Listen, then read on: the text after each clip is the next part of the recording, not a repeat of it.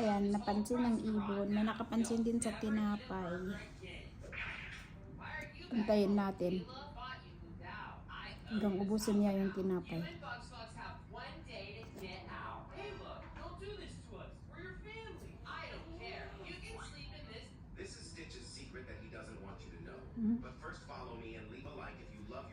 Kaya nang ilagay sa bunganga niya lahat yun. Ang laki.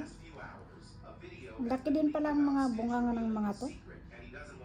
Ay, hindi niya kaya. Ay, kaya oh.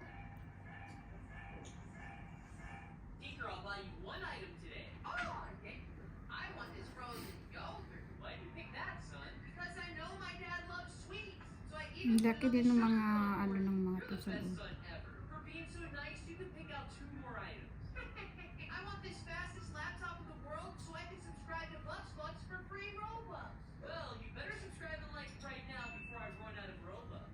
Naku, napakalaki yan. Hindi mo kayang nguyain yan.